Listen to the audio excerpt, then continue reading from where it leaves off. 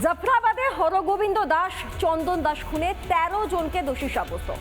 রায় ঘোষণা করল জঙ্গিপুর আদালত। ১২ এপ্রিল ধুলিয়ানে ওয়াকফ বিরোধী আন্দোলনের নামে কুপিয়ে খুন করা হয় বাবা ছেলে।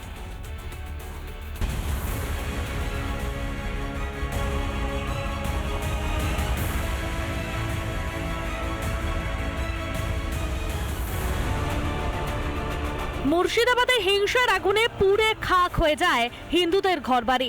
প্রাণ বাঁচাতে পালাতে বাধ্য হন হিন্দু বাসিন্দারা।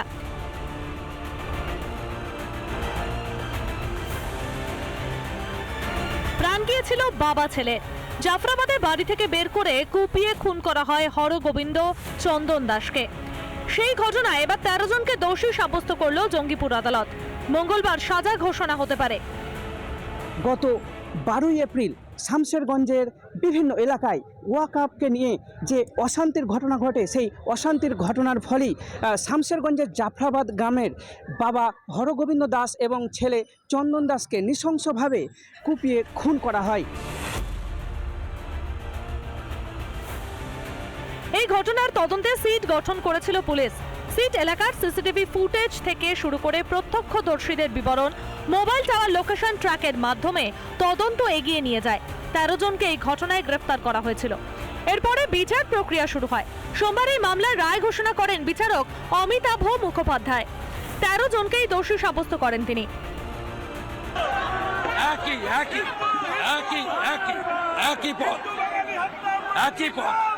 জামাতের রবীন্দ্র দাস চন্দন দাসকে যা করেছিল তাই করেছে দীপু দাসের সঙ্গে। একই মানা হবে না। যে মুর্শিদাবাদ জেলায় এই ধরনের ঘটনা ঘটলো কেন, তার পিছনে মূল নায়ক কারা? যাদেরকে হাইকোর্ট চিহ্নিত করেছে তাদেরকে তৃণমূলের সরকার, পুলিশ কি ব্যবস্থা নিল? প্রশ্নটা এই জায়গাটায়, কারা তাদেরকে উস্কিয়ে পাঠালো এই দুটো লোককে খুন করতে? যারা প্রকৃত খুনি সর্বোচ্চ শাস্তির দাবি আমরা করে এসেছি।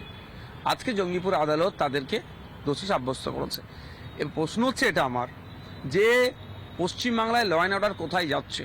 কেন মানুষের জীবন নিয়ে নিচ্ছে? যখন চার্জশিট দিয়েছে তখন ওই এলাকার মানুষের কাছে আমি যা জানি, যারা প্রকৃত ওই হিংস্র খুন করেছে তাদের আড়াল করে যারা খুন করেনি তাদেরকে বিরুদ্ধে চার্জশিট করা হয়েছে। কাজেই নিরপরাধ কিছু মানুষকে আজকে আগামী দিনে সাজা খাটতে হবে। আজকে যখন এই ১৩ জন অভিযুক্তকে মহকুমা আদালতে তোলা হচ্ছিল, সেই সময় একজন আসামি এবং তার পাশাপাশি তার আত্মীয়রা সাংবাদিকদের ক্যামেরা দেখে আক্রমণ করতে আসে এবং ক্যামেরা ভাঙতে চেষ্টা করে। এই ঘটনায় ব্যাপক উত্তেজনা ছড়ায়। একে তো এত বড় অপরাধ, সাজা ঘোষণার দিনও এতটা বেপরোয়া। কিভাবে এত সাহস হয় দুষ্কৃতীদের? এদের মাথার উপর কি তবে বড় কারো হাত রয়েছে? রিপাবলিক বাংলা।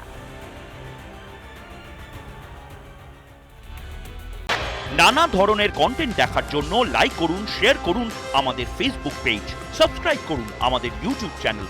পাশাপাশি অন্যান্য ব্রেকিং নিউজের জন্য অবশ্যই চোখ রাখুন রিপাবলিক বাংলায়।